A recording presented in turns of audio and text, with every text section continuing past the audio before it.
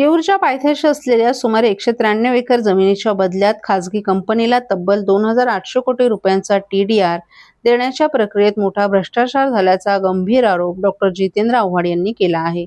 या प्रकरणाविरोधात जनहित याचिका दाखल करणार असल्याची घोषणा त्यांनी एका पत्रकार परिषदेत केली आहे. ठाणे महानगरपालिकेनं चितळसर मानपाडा येथील 193 एकर जागा बायोडायव्हर्सिटी पार्क म्हणून आरक्षित केली असून त्याच्या मोबदल्यात Dayabhai and company private limited या कंपनीला सुमारे 2,800 कोटी रुपयांचा TDR दिला जात असल्याचा दावा आव्हाड यांनी केलाय. याबाबत त्यांनी शहराध्यक्ष मनोज प्रधान यांच्यासह महापालिका आयुक्त सौरभ राव यांची भेट घेतली. आव्हाड यांच्या मते संबंधित जमीन 1975 पासून संजय गांधी राष्ट्रीय उद्यानाच्या अखत्यारीत असून वन विभागाच्या ताब्यात आहे.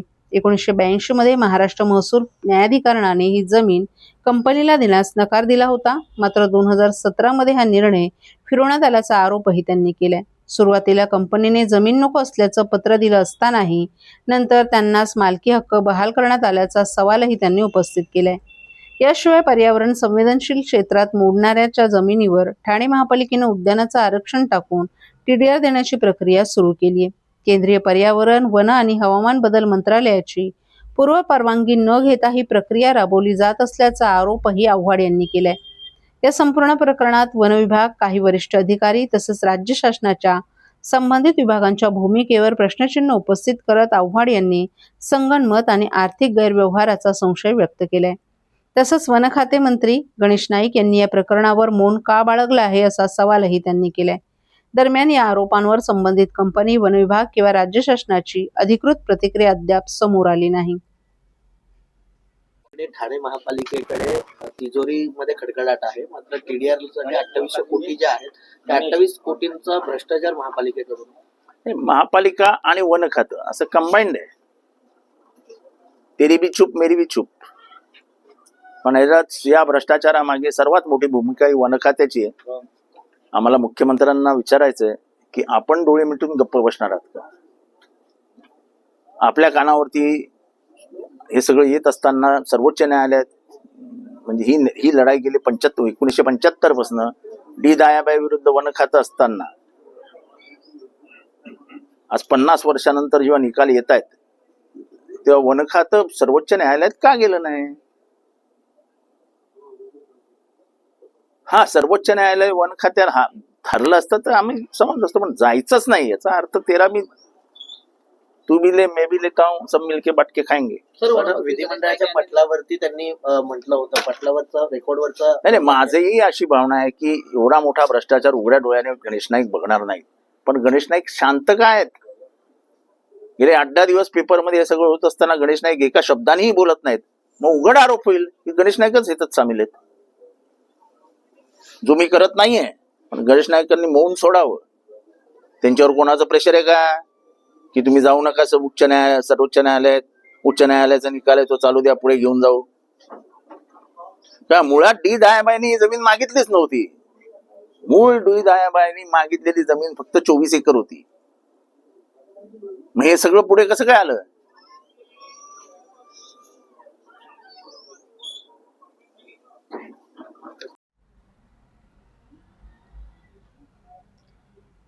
छत्रपती शिवाजी महाराज पुतळ्याचं बांधकाम निकृष्ट, 2 कोटींच्या भिंतींच्या कोसळल्या दगडी. हिंदवी स्वराज्य संस्थापक छत्रपती शिवाजी महाराज यांच्या मेघडंबरीमधील सिंहासनाधीश पुतळा 2 महिन्यांपूर्वी शिवप्रेमींसाठी खुला करण्यात आला. मात्र निकृष्ट दर्जाच्या बांधकामामुळे चौथाऱ्याच्या भिंतीची दगडी कोसळल्या असून बुरुजाचे दगडही निसटण्याच्या स्थितीत आहेत.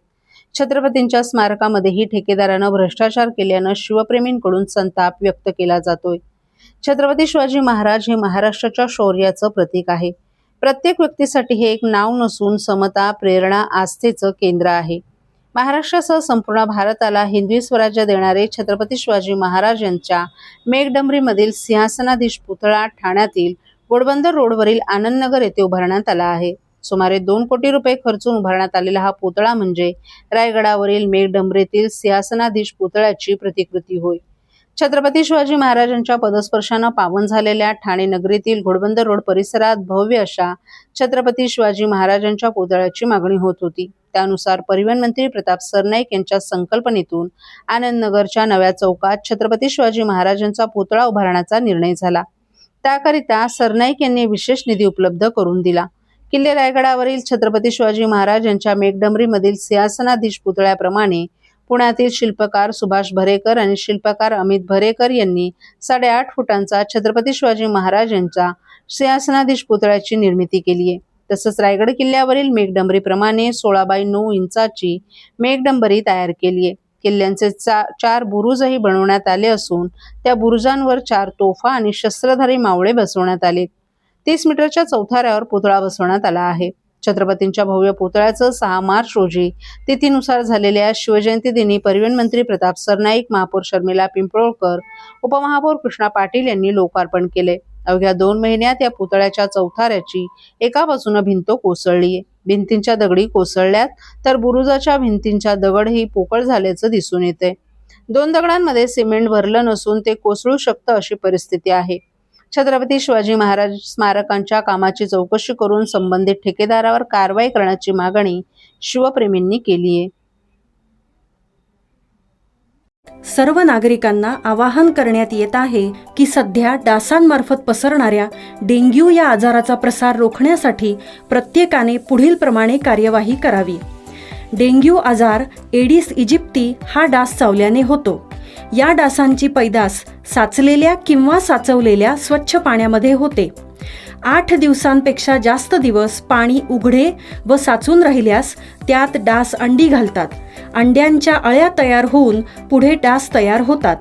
यासाठी आपल्या घरातील पाणी साठे उदाहरणार्थ बॅरल्स, पिंपे, टाक्या, हौद, रांजणे इत्यादी दर आठवड्याला रिकामे करून घासून पुसून कोरडे करून पुन्हा भरावे. 1 दिवस कोरडा दिवस म्हणून पाळावा. पाणी साठ्यांना घट्ट झाकणे बसवावीत किंवा जुनी साडी, चादर, धोतर यांनी बांधून झाकून ठेवावीत, म्हणजे डास त्यात जाऊन अंडी घालणार नाहीत. घराच्या गच्चीवर, आजूबाजूला, अंगणात कोठेही पाणी साचू देऊ नये. भंगार सामान उघड्यावर टाकू नये. उदाहरणार्थ टायर्स, प्लास्टिक सामान, कुंड्या, टाकाऊ वस्तू इत्यादी. अशा सामानात पावसाचे पाणी साठून त्यात डेंग्यूच्या डासांची पैदास होते. घरातील कूलर्स, फ्रीजच्या पाठीमागील ट्रे हे देखील वेळोवेळी कोरडे करावेत. लक्षात ठेवा, नुसत्या फवारणीने डास घनता कमी होत नाही, तर त्यासाठी डास पैदास ठिकाणे नष्ट करणे ही आपल्या सर्वांची जबाबदारी आहे. कोणताही ताप अंगावर न काढता जवळच्या शासकीय रुग्णालयात मोफत औषधोपचार घ्या. अशा प्रकारे नागरिकांनी सहकार्य केल्यास डेंग्यूचा प्रसार रोखणे सहज शक्य आहे.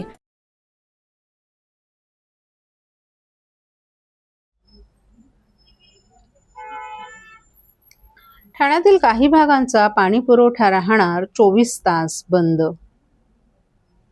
ठाणे महानगरपालिका क्षेत्रात मुंब्रा, दिवा, कळवा, माजिवडा, मानपाडा आणि वागळेच्या काही भागात प्रभाग समितीमध्ये महाराष्ट्र औद्योगिक विकास महामंडळामार्फत पाणी पुरवठा करण्यात येतो.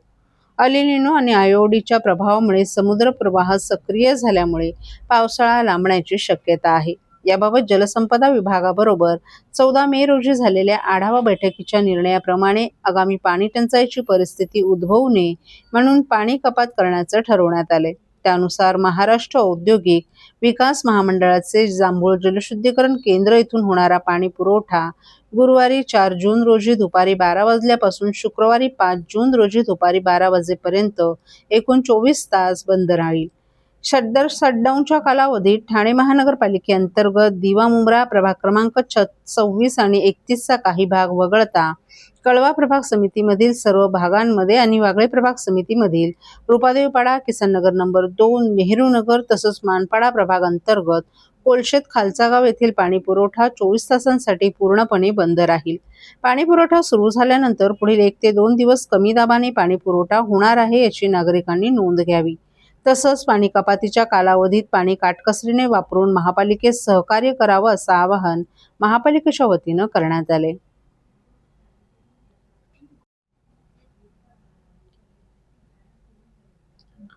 शहरातील नालेसफाईच्या कामांचा अतिरिक्त आयुक्त प्रशांत रोडे यांनी घेतला आढावा. ठाणे महानगरपालिका कार्यक्षेत्रात सद्यस्थितीत सुरू झालेल्या नालेसफाईची सर्वच कामे 5 जून पर्यंत पूर्ण करावीत असे निर्देश आयुक्त सौरभ राव यांनी दिले आहेत. या पार्श्वभूमीवर आजपर्यंत झालेल्या नालेसफाईच्या कामांचा आढावा घेत असताना मुंब्रा आणि दिवा प्रभाग समितीतील नाल्यांकडे विशेष लक्ष देण्याच्या सूचना अतिरिक्त आयुक्त प्रशांत रोडे यांनी संबंधित विभागांना दिल्या आहेत. यावेळी शहरातील नालेसफाईची 80% कामं पूर्ण झाली असून 5 जून पर्यंत सर्व कामं पूर्ण होतील असं घनकचरा आणि बांधकाम विभागामार्फत सांगण्यात आले.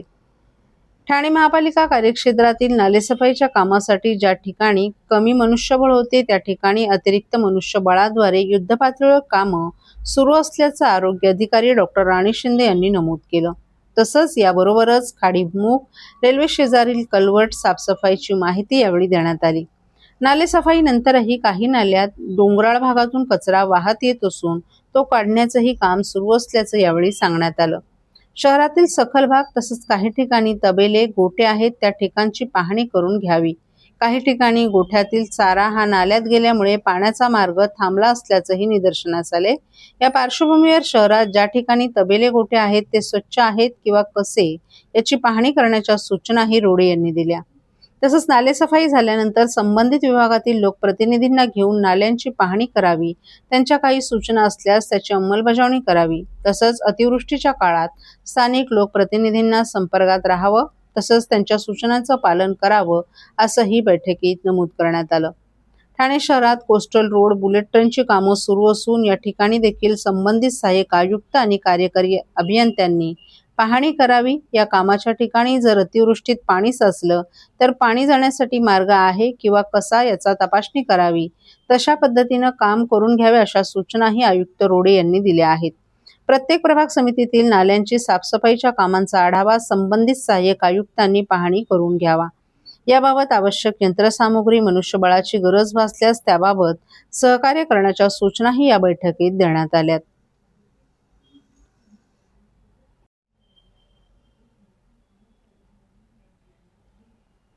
राज्यात विधान परिषदेच्या निवडणुकांच्या पार्श्वभूमीवर वातावरण तापले. येत्या 18 जून रोजी विधान परिषदेसाठी मतदान होणार आहे. ठाणे विधान परिषदेच्या निवडणुकीसाठी महायुतीचे अधिकृत उमेदवार रवींद्र फाटक यांनी नुकताच आपला उमेदवारी अर्ज दाखल केला.